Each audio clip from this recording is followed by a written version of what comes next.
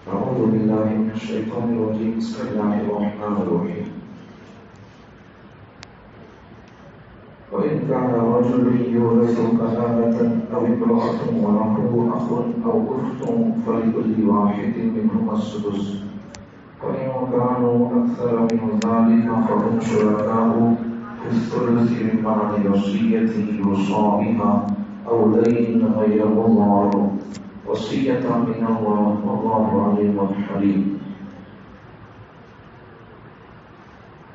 اگر کوئی مرد یا عورت کلالہ ہو، کلالہ کا مطلب اس کے باپ دادا ہوں، ماں باپ دادا ہوں، یہ بھی نہیں نیچے کے لوگ بیٹے پوترے نواسے یہ بھی نہیں ہے. تو ایسے آدمی کے ایسا آدمی اگر مر گیا ہے پھر اس کے بھائی ہے تو اس کے بھائیوں کو کتنا حصہ ملے گا؟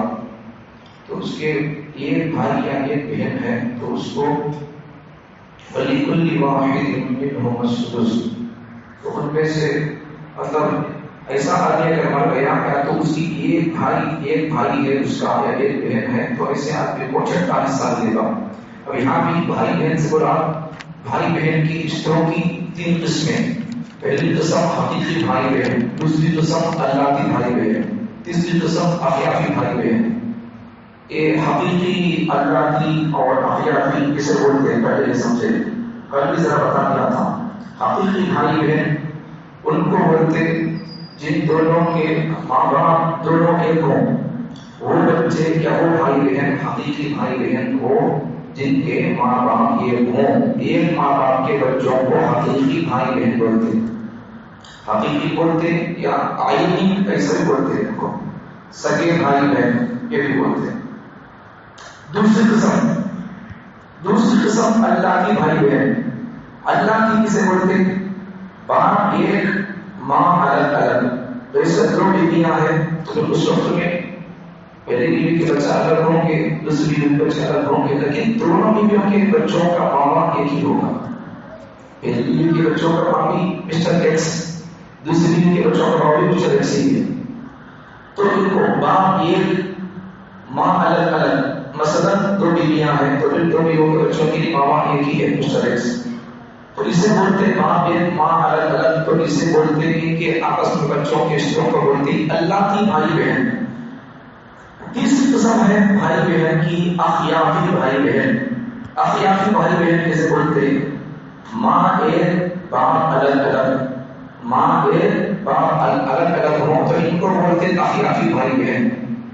اسے سمجھنے کے لیے ایک مثال، حضرت زینب، رقیہ، ام کلثوم، فاطمہ یہ پیغمبر کی بچیاں اور بھی دو بچے ہیں ایک ہی بیوی سے، حضرت خدیجہ سے، اور دو بچے عبداللہ اور قاسم. یہ 6 ٹوٹل پیغمبر کی یہ 6 بچے اور ایک بچہ نہیں ہے ماریہ قبطیہ سے ابراہیم نام کے. تو ماریہ قبطیہ کی بات کر رہا ہوں، خدیجہ رضی اللہ عنہا سے. تو یہ ٹوٹلی 4 بچیاں اور بچے یہ بچے پیغمبر صلی اللہ علیہ وسلم کو کل بچے 7، 4 بچیاں 3 مرد بچے، ان میں سے ٹوٹل 6 بچے ایک ہی بیوی سے پیدا ہوئے. ایک بچہ ابراہیم نام کا ماریہ قبطیہ سے پیدا ہو گیا. تو یہ 6 بچے، 4 بچیاں زینب، رقیہ، ام کلثوم، فاطمہ، عبداللہ، قاسم کے بچے حضرت اماں خدیجہ رضی اللہ عنہا کے بدن سے پیدا ہوئی، یہ اولاد ہوئی. اچھا اب یہ حضرت خدیجہ رضی اللہ عنہا پیغمبر صلی اللہ علیہ وسلم کے نکاح میں کب آئی؟ جب ان کی عمر 40 سال سے زیادہ تھی. پیغمبر صلی اللہ علیہ وسلم کی عمر سے 15 سال 10 سال کی عمر زیادہ تھی. تو اس وقت پیغمبر صلی اللہ علیہ وسلم کے نکاح میں آئے. تو جب پیغمبر کے نکاح میں آئے تو انہوں پہلے سے 2-3 شوہروں سے یتیم کیا بولتے بیوہ تھے یا طلاق شدہ تھے. تو پہلے کے 2 شوہر تھے. تو وہ پہلے کے شوہروں کے 2 بچے تھے، زید بن ابی حالہ، ہند بن ابی حالہ. تو اب یہ سمجھانے کے لیے اخیافی بھائی بہن کسے بولتے ہیں وہ سمجھا رہا ہوں آپ کو مثال سے، اچھا سمجھ آ جائے اس مثال سے. تو اب یہ حضرت خدیجہ رضی اللہ عنہا کے پہلے شوہر کے بچے زید بن ابی حالہ، ہند بن ابی حالہ. یہ زید بن ابی حالہ، ہند بن ابی حالہ یہ 2 بچے اور یہ پیغمبر کے یہ بچے زینب رقیہ ام کلثوم فاطمہ یہ بچے آپس میں زید بن ابی حالہ یہ دو بچے اور یہ چار بچے آپس میں اخیافی بھائی بہن ہیں. ان کے رشتے کو کیا بولیں گے؟ اخیافی بھائی بہن بولیں گے. ان کی اماں کی ہے زینب رقیہ ام کلثوم فاطمہ کی اماں کی خدیجہ اور پھر زید بن ابی حالہ ہند بن ابی حالہ ان کی اماں بھی خدیجہ. بلکہ اتنا فرق ہے ان کا زید کیا بولتے ہیں زینب رقیہ ام کلثوم فاطمہ ان کے بابا کا نام محمد رسول اللہ ان کے بابا کا نام ابو اللہ حالہ تھا ان کے بابا کا نام. لیکن ماں تو ایک ہے.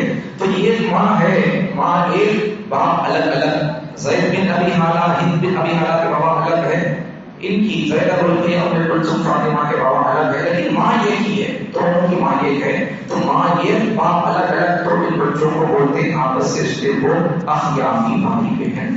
ایسا ابھی اخیافی بھائی بہن ہو تو یہ پتہ سمجھو یہاں پر جب رشتے تین قسم کے بھائی بہن حقیقی بھائی بہن اللہ کے بھائی بہن اخیافی بھائی بہن. جب حقیقی بھائی بہن ہوتے ہیں تو پھر اللہ کی بھائی بہن ہو تو ان کو پراپرٹی میں نہیں ملتا. اس لیے کہ اللہ کے بھائی بہن دو بیویوں والا بچے ایک باپ ہے دو بیویاں اس کی. تو اس قسم کے رشتے کے بچوں کو یہ اللہ کی بھائی بہن ہے تو ان کو جب یہ اللہ کی بھائی بہن ہے حقیقی بھائی بہن ہے تو پھر اس وقت میں حقیقی بھائی بہنوں کو حصہ ملے گا اللہ کی بھائی بہنوں کو حصہ نہیں ملے گا.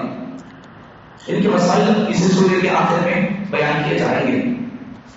تو اب یہاں جو آج ہمارے درس میں جو بات آئی ہے وہ لہو اخ او اخت اس سے قرآن یہ اخیافی بھائی بہن ہے. اخیافی بہن وہی ماں ایک ہے باپ الگ الگ ہے. تو ان کو حصہ ملے گا. کتنا حصہ ملے گا؟ ان کو چھٹا حصہ ملے گا. اگر کوئی آدمی ایسا مر گیا کہ ان مرتے وقت میں اس کی ماں بھی نہیں بابا بھی نہیں دادا بھی نہیں ہے اب نیچے اس کے بچے بھی نہیں ہے خاص بچے اپنے بچے ہو یا پوترے ہو یا بھی نہیں نواسے وغیرہ بیٹیاں نہیں ہے تو اس وقت میں ایسے آدمی کو شریعت میں کالا آدھا بولتے ہیں. اب ایسا آدمی مر گیا تو اس کے بابا بھی نہیں ہے اوپر کے لوگ اصول اور بچے کے فرو بھی نہیں ہے تو ایسے وقت میں اس کے بھائیاں ہیں. اب بھائیاں بھی وہ حقیقی بھائی بہن ہے اللہ کی بھائی بہن ہے اخیافی بھائی بہن ہے. باپ شریک ماں باپ دونوں شریک بھائی بہن ہے. اب یا پھر ماں ایک باپ الگ الگ ہے یا پھر باپ ایک ماں الگ الگ ہے. تو اس قسم کے ایسے رشتے داری بھائیاں ہو تو اس وقت میں کسی کتنا حصہ ملے گا؟ اگر حقیقی بھائی بہن ہے تو پھر اس وقت میں کچھ حصہ ملے گا اللہ کے بھائی بہنوں کے ساتھ ملے گا. اخیافی بھائی بہن ہے تو پھر ان کو اس قسم کے لوگوں اگر ہوں تو پھر مرنے والا آدمی مر گیا اپنے اخیافی بھائی بہن ہے ماں ایک ماں الگ الگ تو پھر اس وقت میں اس کا ایک ہی ایسا اخیافی بھائی ہے یا بہن ہے ایک ہے تو اس کو اس کے پراپرٹی میں سے چھٹا حصہ ملے گا. اگر دو تین یا زیادہ ہوں تو اس وقت کیا کیا جائے گا؟ فَإِنْ كَانُوا أَكْثَرَ مِنْ ذَلِكَ فَهُمْ شُرَكَاءُ فِي الثُّلُثِ.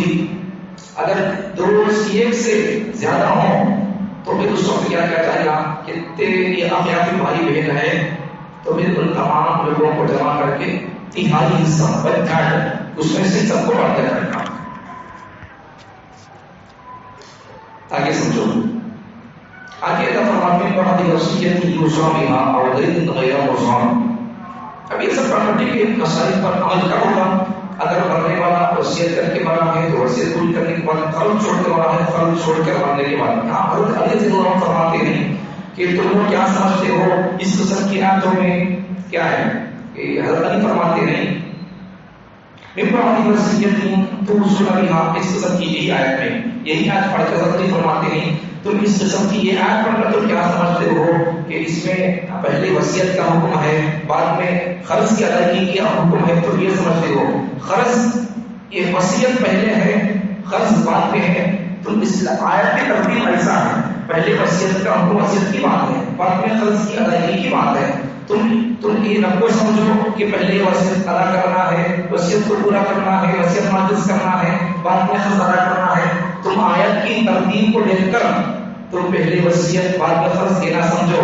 پیغمبر نہیں فرماتے ہیں پیغمبر صلی اللہ علیہ وسلم نے پہلے قرض کے بارے میں کہا بعد میں وصیت کو کہا وصیت کا حکم کیا. تو پہلے قرض تو پہلے مرنے کے بعد آدمی کو تجہیز تکفین بعد میں قرض بعد میں پھر وصیت بعد میں پھر وراثت.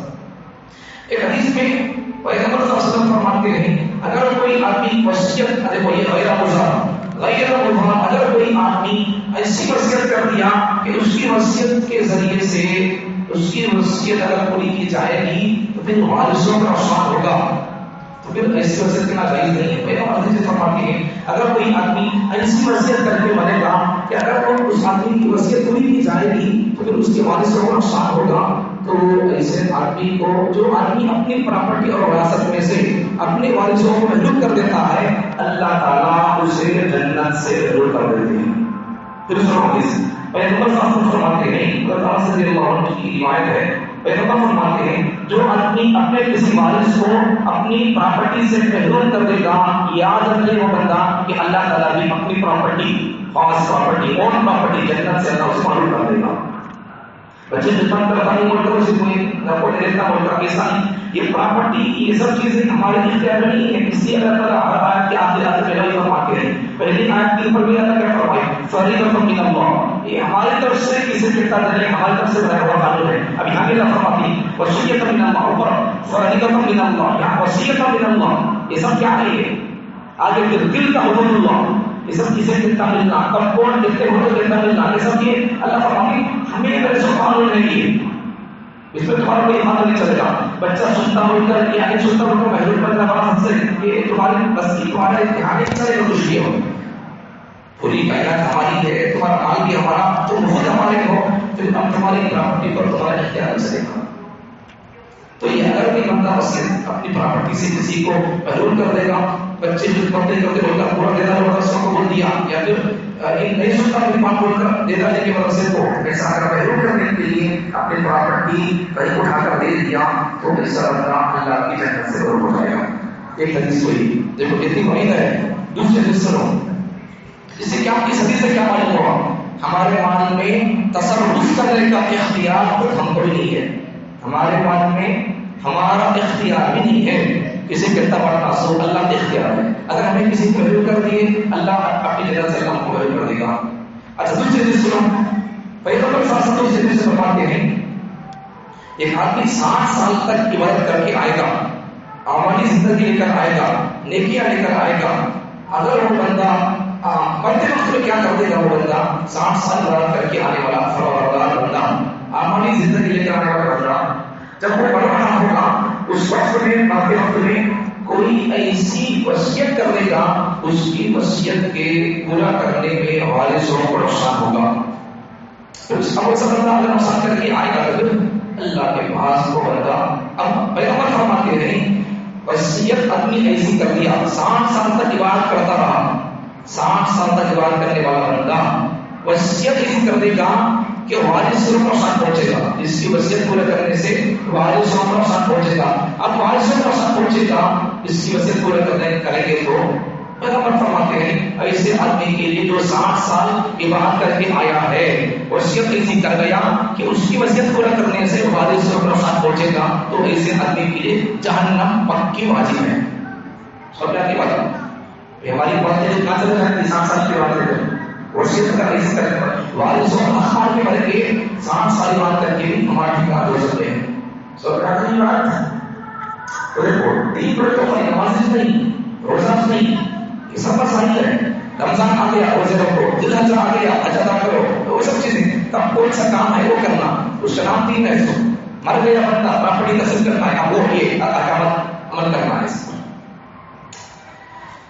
سمجھ لگے؟ ہم آگے چلیں، وصیت من اللہ، یہ تمام احکامات اللہ تعالیٰ نے اپنی طرف سے اللہ تعالیٰ بیان فرمائی ہے، واللہ علیم حکیم، اللہ تعالیٰ اس کی حکمت راز کیا ہے اس کے اندر اللہ بیٹا جانتے ہیں، تو اس میں ہمارا کوئی اختیار نہیں ہے، اس لیے اس بارے میں کوئی بھی اسے کہیں کو کر دینا، اسے کہیں کو کر دینا، ایسا بول کر ہمیں اس میں بحث نہیں کر سکتے، اللہ نے لوگوں کو بیان کر دیا ہے، بس اللہ بیان کر دیا ہے، ایک بات سمجھو آدمی، اب یہ جو آگے سمجھو دل کا حدود اللہ، یہ اللہ کی حد بندیاں ہیں، کسی کے دینا کیا نہیں، یہ سب اللہ کی حد بندیاں ہیں، اللہ کے بنائے ہوئے قانون میں یہ سب، اب اس میں ہمارا کوئی نہیں چلے گا۔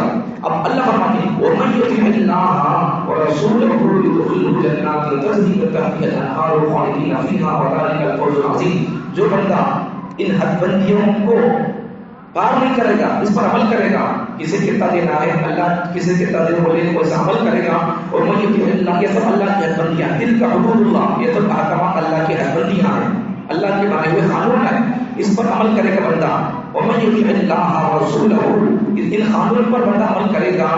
ان قانون کے عمل کرنے کے بارے میں کچھ قانون یہاں بیان کیے گئے، کچھ قانون حدیث میں محمد صلی اللہ علیہ وسلم بیان کر دیے.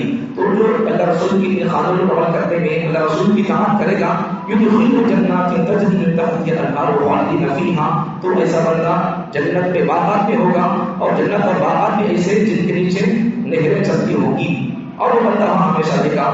اور یہ بندہ اور نکل فوز عظیم بڑا کامیاب ہے. اللہ رسول کی اطاعت کرنے پر کامیابی، اللہ رسول کی اطاعت کریں گے تو پھر جنت میں ہمیشہ وہاں رہنا ہے. یہ بڑی کامیابی ہے، اطاعت کرنے پر کامیابی ہے. تو اطاعت یہ بھی اطاعت ہے. پراپرٹی کے مسائل کس طرح تقسیم کر لینا یہ اطاعت ہے. اب دیکھو ایک بات سمجھو، اب یہ اللہ کی سرحدیں ہیں، دل کا حدود اللہ، اللہ کی سرحدیں، یہ اللہ کے بنائے ہوئے قانون ہیں. تو یہ کیا مطلب اس کا؟ تو سرحدیں دو قسم کے ہوتے ہیں، دائرے دو قسم کے. یہ دینداری کا دائرہ، سرحد ایک دینداری کی، دوسرا دین کا دائرہ. پہلا چھوٹا دائرہ دینداری کا دائرہ، چھوٹا دائرہ. دوسرا دین دائرہ ہے، یہ بڑا دائرہ ہے. اگر کوئی بندہ، جو شخص پہلے دائرے سے نکل جاتا ہے، پہلا دائرہ کون سا؟ دین داری سے نکل جاتا ہے، وہ بندہ کافر نہیں ہوتا، مرتد نہیں ہوتا، گناہ گار ہو جائے گا، بڑا گناہ گار اور فاسق فاجر ہو جائے گا، وہ بندہ اسلام سے نہیں نکلے گا. مگر وہ مسلمان تو رہتا ہے. جو بڑے دائرے سے نکل جاتا ہے وہ اسلام ہی سے نکل جاتا ہے اور وہ مرتد ہو جاتا ہے. مطلب کیا اس کا آپ سمجھو، بس احکام میراث پر عمل نہ کرنے کی دو صورتیں. اس کا مطلب یہ تفصیل ہے اس کی، احکام میراث پر عمل نہ کرنے کی دو صورتیں. پہلی صورت، اول اللہ کے حکم کو مانتا ہے. اب یہ سب خبر وہی احکامات پورے اللہ کے بنائے ہوئے ہیں. بیوی کو اتنا ملنا ہے، شوہر کو اتنا ملتا، بچوں کو اتنا ملتا، یہ بچہ ہو تو اتنا، حقیقی بچہ ہو تو یہ، اختیاری ہو تو یہ، سب کے ساتھ اتنے.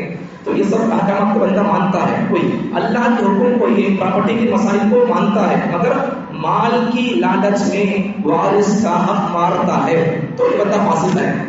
ان احکامات کو مانتا ہے، اللہ کا کلام ہے اسے کوئی مانتا ہے، ان احکامات کو مانتا ہے، لیکن مال کی لالچ دل میں اتنی بڑھ گئی ہے کہ کھانا کو دیتا نہیں ہے، بیٹے کو دیتا نہیں ہے، بچوں کو دیتا نہیں ہے، بیوی کو دیتا نہیں ہے. دو بیویاں ہیں تو پھر جس بیوی سے بچے نہیں ہیں ان کو دیتا نہیں ہے. یہ پراپرٹی کے مسائل پر عمل کرتا نہیں ہے، اسے مانتا ہے اللہ کے کلام کے قانون بول کر، لیکن اس پر عمل نہیں کرتا ہے. تو پھر وہ بندہ کافر تو نہیں ہوگا، فاسق اور فاجر ہو جائے گا. اگر کوئی یہ بندہ کافر نہیں ہوگا، پراپرٹی کے مسائل کو مان رہا لیکن ان مسائل پر اس طرح عمل نہیں کر رہا جس طرح اللہ نے بیان کیا، لیکن مانتا تو ہے دل سے. مال کی لالچ میں اور اس قانون کے مطابق سب کو بانٹ رہا نہیں، تو بندہ کافر نہیں ہوگا، فاسق فاجر گناہ کبیرہ کا مرتکب ہوگا، بڑا گنہگار ہوگا. لیکن جو بندہ یہ کہے گا، دوسری بات دیکھو، جو اللہ کے حکم میں ہی کو نہیں مانتا، دوسروں کی پراپرٹی نہیں کو دینا، میرا مال نہیں کو دینا، یہ دوسروں کے مال کو قبضہ کر رہا ہے اور اس قبضہ کرنے کو حلال سمجھتا ہے، دوسروں کے حق کو مار رہا اور اسے حلال سمجھ رہا ہے، تو حلال جان کر دوسرے وارث کا حق مارتا ہے تو اسلام کے دائرے سے نکل جاتا ہے. دوسروں کے مال کو پراپرٹی میں جسے مال ملنا ہے ان کے مال کو کھا لیتا ہے، حلال سمجھتا ہے. تو پھر اگر کوئی بھی بندہ کسی حلال چیز کو حرام سمجھ جائے گا یا کسی حرام چیز کو حلال سمجھ جائے گا، حلال کو حرام، حرام کو حلال سمجھ جائے گا، گرچہ وہ بندہ اسے کھاتا نہ ہو، گرچہ وہ بندہ کسی ایسی چیز کو کھاتا نہ ہو، صرف حلال سمجھ گیا. مثال کے طور پر خنزیر حرام ہے، اگر کوئی بندہ کھاتا نہیں لیکن اسے حلال مانتا ہے، بس وہ کھائے نہ کھائے حلال سمجھ گیا تو بس کافر. سمجھتے ہیں؟ ایسا ہی اگر کوئی بندہ سود اسلام میں حرام ہے، اسے کھاتا نہیں کوئی بندہ یا پھر کھاتا ہے حلال سمجھتا ہے، جب تک بندہ کھاتا رہے گا کافر نہیں ہوگا، گنہگار ہوگا، لیکن اسے حلال سمجھ آئے گا. اگر کوئی بندہ کھا رہا ہے حلال سمجھتا نہیں تو پھر وہ بندہ کافر نہیں ہوگا، گنہگار تو ہوگا. اگر کوئی بندہ کھاتا نہیں اسے حلال سمجھتا ہے تو یہ بندہ کافر ہو جائے گا. سمجھ گئے آپ؟ اسلام کیا حفظ ہے؟ میں ہمیشہ کہا کرتا ہوں اسلام نازک ہے، ایمان بڑا نازک ہے، وہ کب چاہتا معلوم ہمارے کو. ایسا کسی چیز کو حرام سمجھ لے، حرام چیز کو حلال سمجھ لے کافر، کسی حلال کو حرام سمجھ لے کافر. مثال کے طور پر یہ حرام کی مثال دیا آپ کو، خنزیر کا گوشت، خنزیر حرام ہے، اگر کوئی بندہ اسے کھایا نہیں حلال سمجھ لیا کافر. یہ تو حرام جانور کو حلال سمجھ لے مثال. اب دیکھو حلال کو حرام سمجھنے کے ساتھ سمجھو، خاص چچا کی بیٹی سے شادی کر سکتے ہیں، پھپھو کی بیٹی سے شادی کر سکتے ہیں، چاچا بڑے ہوا چچا بڑے ہوا مامو خالہ پھپھو ان سے شادی کر سکتے ہیں. ان کی بیٹیوں سے، ان سے مطلب ان کی بیٹیوں سے، چچا کی بیٹی، بڑی ماں کی بیٹی، خالہ کی بیٹی، ماموں کی بیٹی، پھپھو ان کی بیٹیوں سے، ان کی بیٹیوں سے، ان سے نہیں، ان کی بیٹیوں سے شادی کر سکتے ہیں. یہ حلال ہے. قرآن کا اس بارے کے آخر میں آئے گا وہی ہے، حرمت علیکم امہاتکم، محرمات کو بیان کیا. اس سے کر سکتے، اس سے شادی نہیں کر سکتے، وہ حرام بیان کیا ہے. اگر کوئی بندہ چچا کے بیٹی سے شادی کر سکتے، قرآن کہتا ہے حلال ہے. نہیں کرتا ہوں، کہیں کو نہیں کرتا، معمول سے نہیں کر رہا تو کوئی بات نہیں ہے. اگر اسے اللہ حلال کیا ہے، حرام سمجھ کر نہیں کر رہا، کیسا کر سکتے صاحب؟ بھان ہوتی ہوئی اللہ اسے بول رہا کر سکتے، بول رہا اللہ رشتہ ہو سکتا ہوگا. ان اپنے طرف سے کیا سمجھ رہا؟ حلال چیز کو چچا ماں خالہ کی بیٹیاں، یہ پھپھو کی بیٹیاں، یہ حلال ہے، اللہ نے اسے حرام کر دیا. شادی کر دو، شادی کر دیا تو حلال سے کر سکتے، رشتہ ہو سکتا، اللہ حلال کر دیا. اس حلال حکم کو اگر کوئی بندہ شادی نہیں کرتا ہے تو کوئی بات نہیں ہے، لیکن شادی ان سے نہیں کر رہا، لیکن اپنے دل دماغ میں اس حکم کو حرام سمجھ رہا، ایسا کر سکتے صاحب؟ حرام ہے وہ، بھان ہوتی ہو. اللہ بول رہا ایک بھان صحیح، لیکن وہ تیری اماں کی خاص بھان کیا حقیقی تیری بھان ہے، باپ شریف بھان ہے، ماں شریف بھان ہے. بالکل سمجھ سکتے سارے بولا. کسے حلال کرنا، کسے حرام کرنا اللہ بولتے ہیں تو معلوم ہے صاحب تمہیں زیادہ حالت بنا رکھو، ہمیں جو حالت بنائے اس پر تم عمل کرو بس کافی ہے. شرطوں کو قانون بنانے کی پرمیشن نہیں ہے. اب ایسا کر کے بندہ چچا کی بیٹی شادی کرتا نہیں ہے تو کرتا نہیں ہے تو کافر نہیں ہوگا. نہیں کرنے کا مقصد کیا آتا ہے؟ حلال کے ساتھ ہاں ہوتی ہے، لوگ نہیں کرنا، اللہ حلال کر دیا ہے تو شادی ہو سکتی ہے. ان حرام سمجھنا تو ایسا بندہ اگرچہ وہ شادی نہیں کر رہا ہے، یہ حرام سمجھ رہا ہے تو وہ بڑا کافر ہو جائے گا.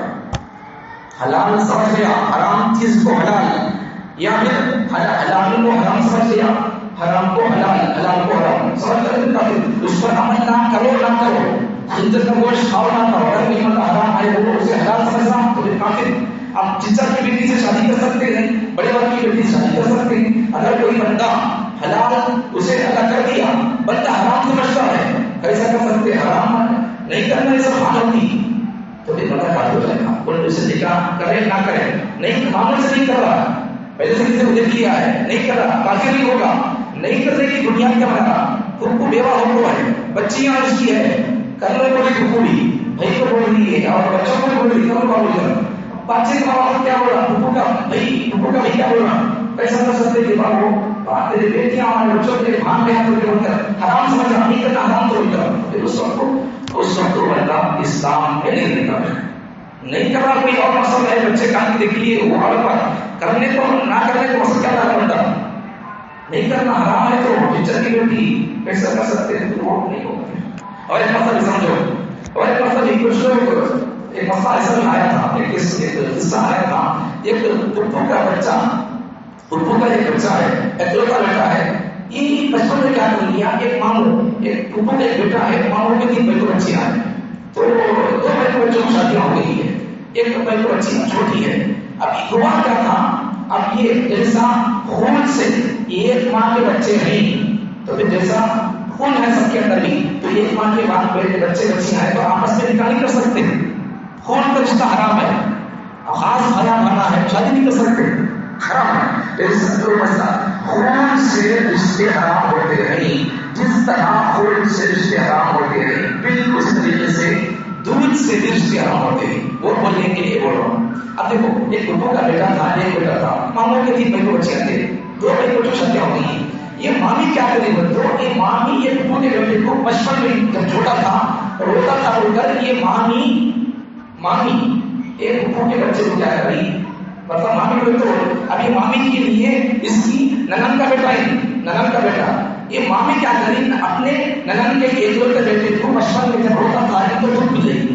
اب دودھ پلانے کے بعد کیا ہو جائے گا، اسے روٹ کر لینا. اب یہ بڑے ہونے پر بچے بڑے ہو گئے، اب وہ بچے 20-22 سال کے ہیں، تو بچی آپ بھی مامی کی اور یہ بچہ بھی 20-22 سال کا ہو گیا. اس کے بعد کیا ہوا؟ ابھی اماں بھی چاہتی تھی، پھپھو بھی چاہتی تھی وہ بچی کی، ننن چاہتی ہے کہ ہمارے بہن کے بچے سے شادی کر لیں گے، ہمارے بھائی سے بچی ہے شادی کر لیں بول کر. اب یہ مامی بھی چاہتی ہے، بھاوا چاہتی ہے اور اس کی کہ بھائی ہماری ننن کے بچہ ہے کر لیں گے بچے بول کر. اب یہ رشتہ حلال کہاں ہوگا؟ جب ہمارے پاس یہ قصہ آیا تو ہمارے گھر میں 2 بھائی عالم ہے، تو پھر میرے پاس نہیں آیا، پہلے ہمارے بھائی کے پاس آیا قصہ. انہوں نے کہا ہمارے نانی اور ان کی بچیوں کی دادی بولتی کرتے اور یہ بچے کے بابا بھی کوئی بولنے کو تھے کرنا بول کر. بڑے ہونے کے بعد یہ بچے کو بھی ہماری یہ 2 شادی ہونے بچے کی یہ بچی ہے شادی کرنے بول کر. جب یہ قصہ ہمارے پاس آیا ہمارے بھائی بولتی ہے نہیں کرنا ایسا بول کر بولتی ہے. بات میں کہیں کو نہیں کرنا ایسا، ہمارے اماں بولے کر سکتے تو بول کو بھائی شریعت اماں والے نہیں ہے، متولی صاحب کی، امیر صاحب کی، یتیم بیوہ صاحب کی، غریب صاحب کی، اس کی شریعت ہے، اللہ رسول نے شریعت کی. اماں بولے تھے ہمارے تمہیں کیسا بولتے بات بول کر، ہمارے اماں بول کو کہہ رہے بات تمہیں تو بولتے ایسا، پھر پرسوں کے پوٹے بول کر بولے ایسا بول کر. یہ پوٹوں کی بات صاحب یہ اللہ کا کلام بول رہا ہے. جب یہ دودھ پی لیا اس کے اماں کا، بچوں کے اماں کا، تو سبھی کے بیچ میں رضاعت ثابت ہو گئی، دودھ کا رشتہ قائم ہو گیا. اب ان آپس میں دودھ شریف بھائی بہن ہو گئے. اب یہ بچہ، یہ پھپھو کا بچہ، یہ ننن کا ایک لوٹا بیٹا، یہ ماموں مامی کی 3 بیٹیوں میں سے آخری بیٹی سے یا کسی شادی کرنا چاہیں گے نہیں کر سکتے، حرام ہے وہ نہیں کر سکتے، نہیں کرتے بول کر وہ لوگ ہم پر ناراض ہو گئے. ایسا کیسا ہے؟ نانی بول کو گئی، اماں بول کو گئی، اماں نہیں، اماں کا چچا نہیں دادا بول کو جاتے، حلال نہیں ہوگا. اللہ بولتے بس ختم. ابو سمجھے آپ کو بولتے کر سکتے بول کر نہیں ہوگا. ابو حنیفہ بھی آپ نہیں بولتے ہوگا ٹھیک ہے بول رہا ہوں.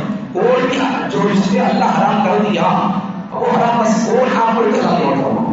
اب نہیں بولے بول کر ہمارے بول کر بول رہے پرسوں آپ سے بدلنے سے بولتے تھے آپ بولتی ہے بول کر یہ بولتے نہیں ہے تمہیں ان کو سلام کرنا چاہیے. تم نہیں سمجھے تھے جہالت میں غفلت میں من مستی میں تھے. یہ بچے پڑھ کے آتے آپ کو اللہ کا کلام سمجھائے تو نہیں بات. خلاصہ کیا بولنا چاہتا ہوں، اللہ جسے حرام کر دیا اسے حرام سمجھو. گرچہ تم سے کھاتے نہیں کھاتے وہ اور بات ہے. کچھ لوگ وہ بھی یہ مطلب سمجھو، کچھ لوگ وہ بھی جو گائے کے گوشت کو مسلمانی وہ لوگ گائے کے گوشت کو کھاتے نہیں صاحب تو چھوڑو کھانا کو اور کوئی بات نہیں ہے کھاتے نہیں ہوتے سے نہیں کھانا کرتے ویسا ایسا کر سکتے ویسا.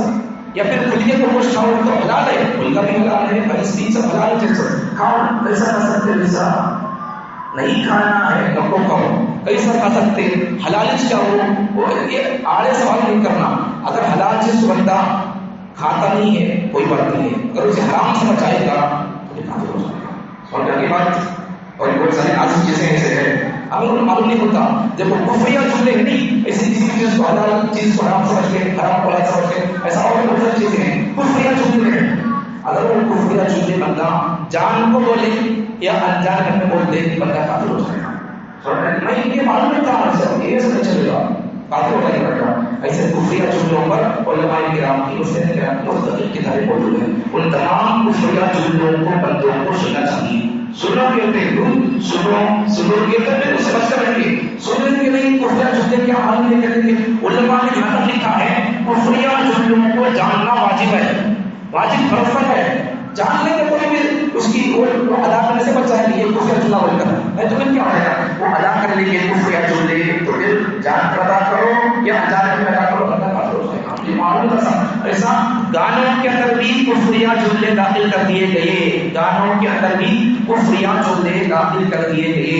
انشاءاللہ ایک نظام بنا کر مستقل کچھ دوستوں کی طرف سے ہمارے ساتھیوں کی طرف سے مجھے گزارش آئی تھی علماء کی مرتبہ جمعے کے موقع پر کفریہ جملے کون کون سے ہیں مستقل جمعے وہی عنوان آپ بنا کر بیان کر دیں گے ہمارے قوم کو فائدہ ہوگا ان کو فائدہ ہوگا. کسی نے مجھے کہا تھا درکار دی تھی انشاءاللہ بول رہا لیکن حالات ایسے ہیں کہ مجھے اس طرف جانے کا موقع دے تو انشاءاللہ کبھی بیان کریں گے. تو گانوں کے اندر بھی کفریہ جملے ہوتے ہیں. گانوں کے اندر بھی ایک مثال دیتا ہوں. ایک مثال اب ایک گانا ہے کچھ علماء نے گانوں کو سن کر گانے سننے مطلب بولو ہمارے اچھائی کے گانے سننے سو کس مثال بنانے کے لیے مثال سمجھا کر دیکھو اس گانے کے اندر یہ جملہ ہے کفریہ جملہ ایسا انہوں نے ہمارے اچھائی کے خاطر کچھ گانوں کو سن کر اسے نوٹ کر کے دیکھو اس جملے کے اندر یہ کفریہ جملہ ہے یہ اللہ کے شان کے خلاف میں ہے. انہوں نے اسے کچھ گانوں کو سن کر نوٹ کیا ہے یہ کفریہ جملہ ہے یہ گانا ہے یہ کفریہ جملہ ہے. اللہ کے شان کے ساتھ انہوں نے نوٹ کر کے ہم تک پیغام پہنچا دیا. تم اس قسم کے گانے نہیں گانے کا کوشش ہو کر ہم تک پیغام پہنچانے کے لیے انہوں نے ناجائز چیز کر دیا. تو ایک مثال دیتا ہوں، ایک مثال، ایک گانا ہے ایسے جسے سمجھو، تمہیں میں گانے سمجھو نہ سمجھو نہ، میرے فون میں ایک گانا نہیں ہے، میں یہ نہیں کہہ رہا ہوں فون کم سے کر لو، میرے فون میں ایک گانا نہیں ہے، تم یہ نہ سمجھو کہ میرے فون میں گانے دیکھے سنتے رہیں گے، مجھے فرصت ہی نہیں ہے، ہر ایسا فون میں نکالنے پڑے ٹائم نہیں ہے صاحب، کیا کریں گے؟ تو ایک مثال دیتا ہوں آپ کے لیے، تو اس قسم کے ہمارے بچے نوجوان ہیڈ فون ڈال کے جاتے رہتے گانے سنتے تھے، اب وہ گانا آتا رہتا ہے، سن کے گانا یاد ہو گیا ہوگا، اب چلتا پھرتا یہ بندہ گانا گاتا ہوگا، پھر کافی ہو جائے گا۔ ایک مثال دیتا ہوں، ایک گانا ہے تو اس میں کیا ہے، اللہ کے شان کے بارے میں گستاخی ہے، تو خفیہ جملہ کیا بول دیتا ہوں، خفیہ جملہ کیا گانے کے اندر، ایک گانا گانے والا گانا گا دیا، گانے کے بعد اس گانے کے اندر کیا ہے، ہیرو اپنے ہیروئن کی تعریف کر رہا ہے، تیرا چہرہ کتنا حسین ہے، تیرے یہ ہاتھ آن کے سب بہت اچھی ہے، تو اتنی اچھی ہے تو تجھے بنانے والا کتنا فرصت سے بنایا ہوگا، اس گانے کے اندر کیا ہے، فرصت سے بنایا ہوگا، خود رب نے تجھے کریا، وہ گانے کا یہ جملہ ہے، فرصت سے بنایا ہوگا، خود رب نے تجھے کریا، یہ خفیہ جملہ ہی، اب میں بولا تو میں کافر نہیں ہوتا، اس لیے کہ بھائی بنانے کے لیے نقل کفر کا باشا یہ اصول ہے، اگر کوئی خفیہ بات سمجھانے کے لیے اگر ایسا نقل بولے گا، اگر نقل کرنے کے لیے اس سے کافر نہیں ہوں گے، میں آپ کو میں جان کر نہیں کر رہا ہوں، آپ کو اس سے بچ کر سمجھانے کے لیے بول رہا ہوں، تو اگر ایسا بچانے کے لیے سمجھانے کے لیے اگر وہ مثال جاتی ہے، اس سے بندہ کافر نہیں ہوتا ہے، گاتا ہے یا ایسا کوئی پڑھتا ہے تو کافر ہو جائے گا، آپ کو سمجھانے کے مثال دے رہا ہوں، تو اس گانے کے اندر کیا ہے، فرصت سے بنایا ہوگا، قدرت نے تجھے کریا، یہ گانے کا جملہ، یہ خفیہ جملہ ہے، خفیہ جملہ کے ساتھ اب وہ گانے گانے والا ہیرو یہ بول رہا ہے کہ اگر یہ گانا ہمارے بچے گانے میں کافی ہو جائیں گے، کیسا، اب دیکھو یہ عورت کتنی اچھی ہے، یہ ہیروئن کتنی اچھی ہے، یہ اتنی اچھی ہے تو اسے گانے والا قدرت نے، اللہ نے کتنا فرصت سے ان کو بنایا ہوگا، مطلب کیا ہے، اللہ بزی مین کتنا کی فرصت سے ہو کو ٹائم نکال کر بنایا ہوگا، اللہ کو علم بزی مین سمجھ رہا، فرصت اللہ کی طرف بزی ہونے کو، فرصت سے ہونے کو، یہ بات کو اللہ کی طرف مقصود کر رہا، اگر ہمارے نوجوان بچے یہ جملے اور یہ باتیں گاتے پڑھتے رہے تو کتنا نقصان ہوگا، جب جمعے کو آتے رہیں گے ایمان کبھی چلے گیا، اللہ کو یہ سب گانے گا کے آپ کو پورے ہونے کو اللہ کو ضرورت دی ہے تو پھر کام ہو گئے، یہ سب نماز ایمان نہیں تو نمازیں نہ ہوگی، سمجھ میں آ گیا،